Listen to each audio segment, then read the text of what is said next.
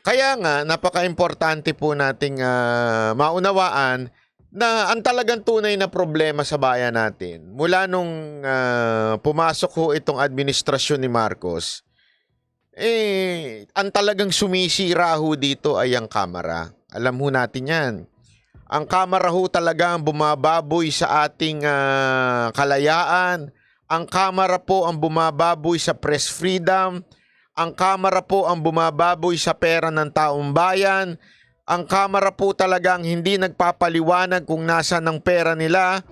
Ang Kamara po talaga ang mga sakim.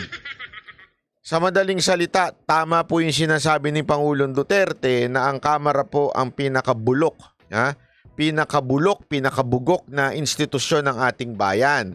Kaya napaka-importante po na ito ho talaga ang unang munang masolusyonan.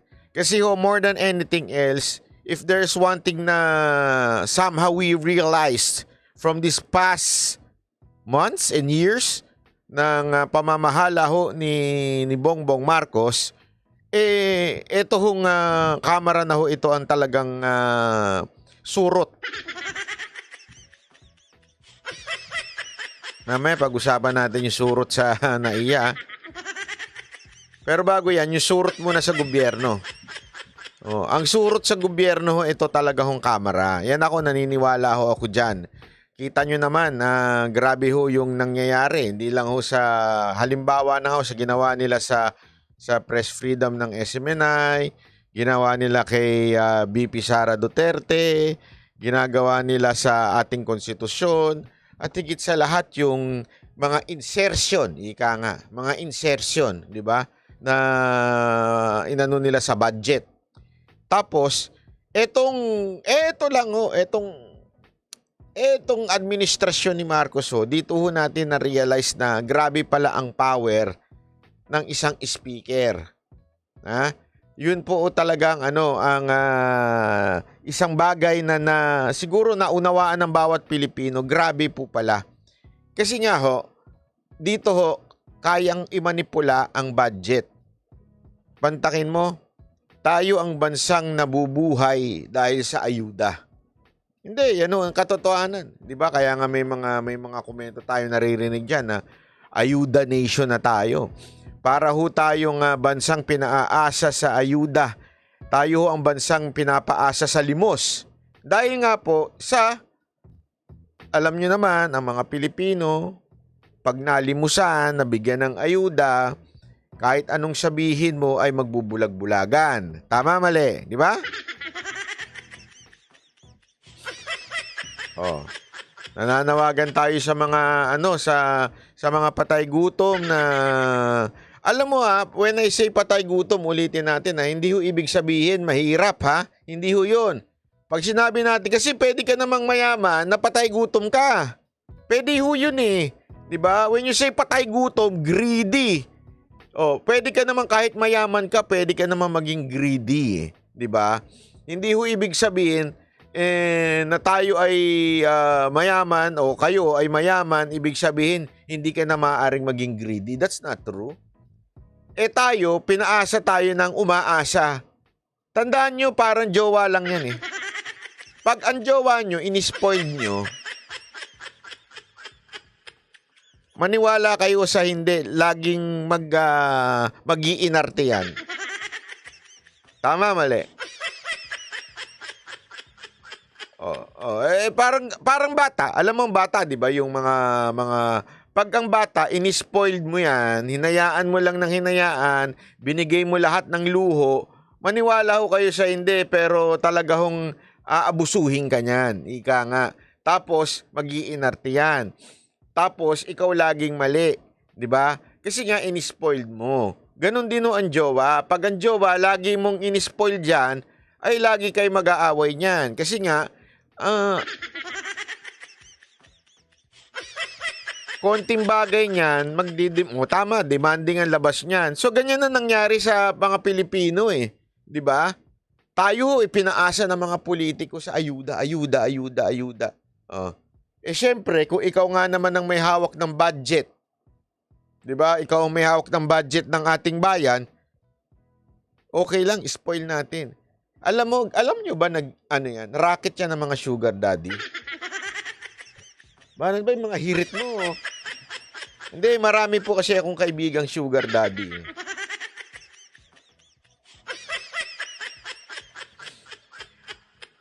Ang sugar daddy, ang racket naman nila, tatanggalan nila ng kakayanan yung kanilang mga sugar baby na kumita ng pera. Oo, tatanggalan nila ng kakayanan na magkaroon ng income ang mga sugar baby nila para laging aasa sa'yo ng aasa. Tama, mali? Oh. Pag umasa na sila sa'yo ng umasa, ikaw naman, paaasahin mo lang. Oh, para makuha mo yung gusto mo. Depende kung anong gusto mong posisyon sa buhay. Ang dumi ng isip nyo. Hindi, di ba? Kunwari, ang posisyon mo sa buhay, yung ikaw ay isang hari. O, yung itrato ka ng hari ng sugar baby mo. O, syempre, aabutan ka ng kailangan paasahin. Oh, grabe naman kayo makaabalos. Natawa ako bigla doon sa comment na yun. Nakita nyo rin yung picture na yun?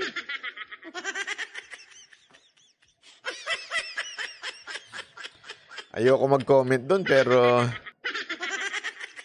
hindi, totoo yan. Kaya ang ugali ng mga sugar daddy, pinapaasa nila, kinukulong nila yung mga sugar baby nila, tapos hindi pinalalabas. Pero, ano yan, sinasanay nilang laki sa layaw.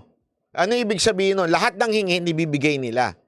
So that, yung sugar baby nila, nakaasa na lang lagi sa sugar daddy. Ayaw nang umalis sa buhay na masagana.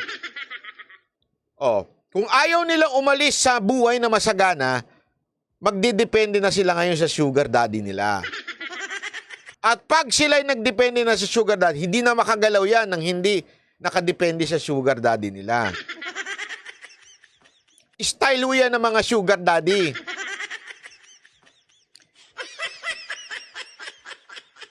Ganun ho ang style ng kamera. Ng mga tambaluslos dyan sa kamera. Totoo, baka akala nyo biro lang Totoo, yan ho ang ugali ng mga congressman. Ayuda. Yung mga Pilipino, paaasahin nila ng papaasahin sa ayuda para iboto sila ng iboto. Tama, mali? O, ibig sabihin, sige, kaming bahala, ayuda kami sa iyo. DSWD, AYEK, TUPAD, kung ano-ano pa. Ano pa isa? Ahas. Ay, hindi. Ano tawag doon? AKAP. Ahas tuloy. AKAP. AKAP, di ba? So, yung mga tao doon, ay, grabe si congressman. Si congressman makabigay talaga. Kaya ibuboto ko to lagi kasi lagi ako nakakatanggap ng grocery dito. Lagi ako nakakatanggap ng bigas. Lagi ako nakakatanggap ng kung ano-ano. Dumepende na ngayon yung mga tao doon sa kanilang sugar daddy. Sino? Yung mga congressman.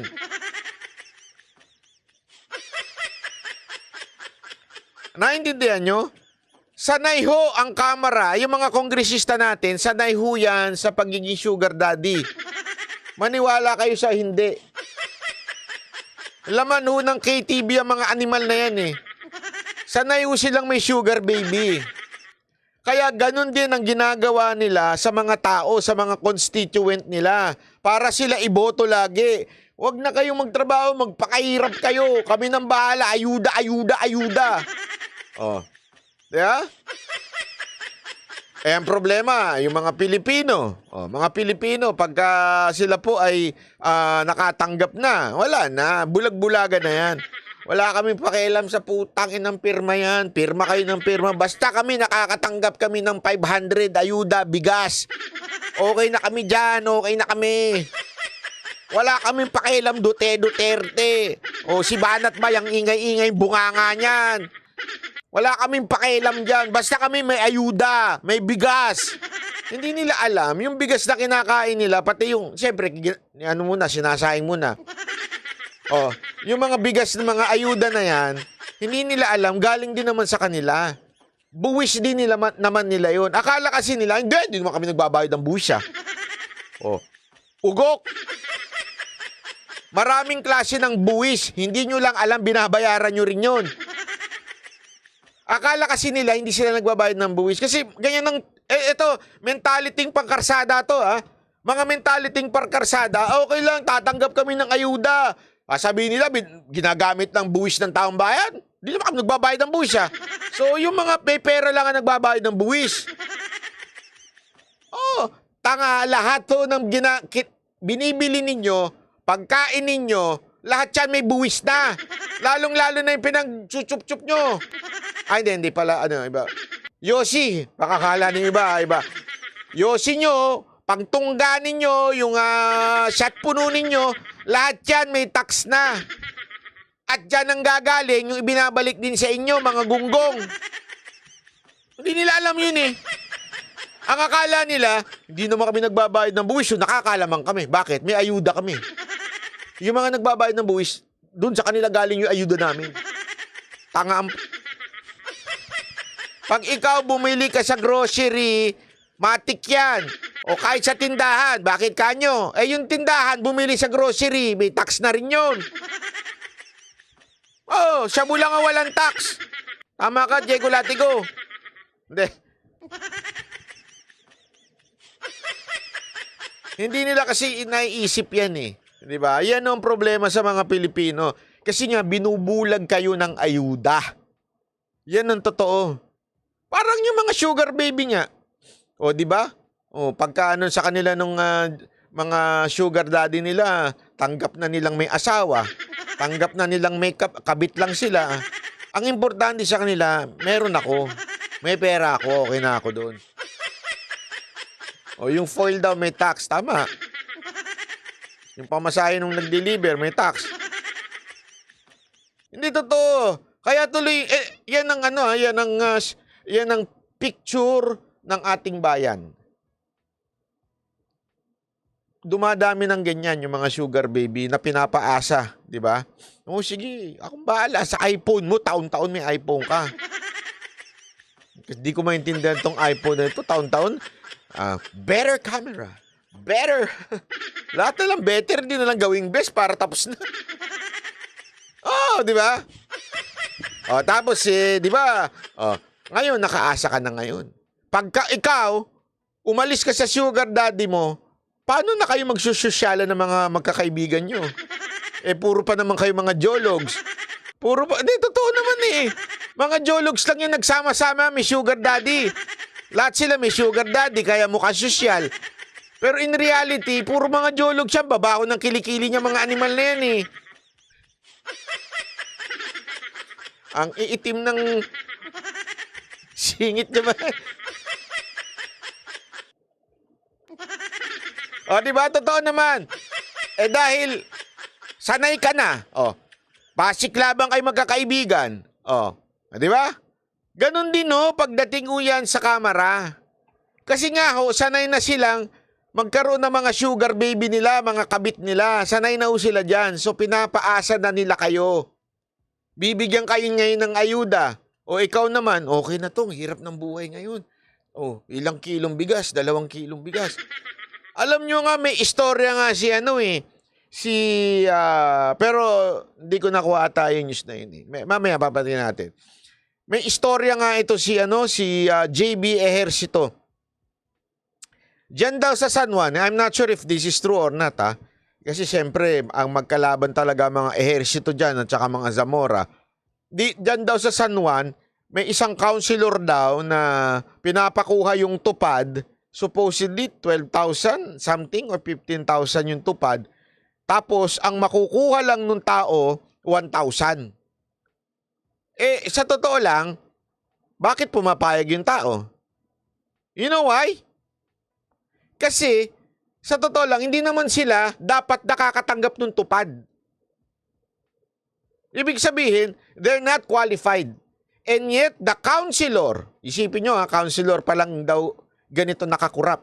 The councilor would give them parang yung number para ipasa doon sa dole para makakuha ng tupad. Sabi ko nga, lupit naman ng mga councilor ngayon. Hanggang councilor may corruption Sabihin may ganun. May ibibigay na code para i-encode mo ngayon sa dole, makakakuha ka. Ikaw, isang pobre. Nagamit ko rin salitang pobre. Isa kang pobre, o di ba? Eh hindi ka naman talaga tatanggap ng tupad. Ano gusto mo? 12,000 1,000 o 0?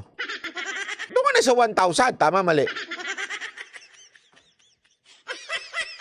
Nagigets nyo? Kasi ito kunwari si person A. Hindi naman talaga siya qualified sa mali. Green kasi 'yun, kaya Ito. O si person A, o yan. Ito si person A. Hindi naman talaga qualified to si person A makakuha ng tupad. Okay? So, sabi ni counselor, gusto mo ba makakuha kahit papaano? Basta ang siste, 1,000 sa'yo, the rest akin. Ganun daw. So, ikaw naman, sa totoo lang, 0 ka. Wala ka naman talaga makukuha ng tupad. Eh, pahig ka na sa 1,000. Tama, mali. Di ba? Tapos, di nakatanggap ka 1,000. Anong reaction mo? Ang bait-bait naman ni counselor. Ang bait naman ni counselor. Ang bait pa ni counselor, ninakaw na nga yung the rest of your money. Ang bait pa. Tama, mali. Ganon tayong mga Pilipinong nakakatanggap ng ayuda. Tuwan-tuwa tayo sa barya. Hindi nyo alam, dun sa pagbigay sa inyo ng barya ng mga congressman na ito, ang laki ng perang nakukuha nila.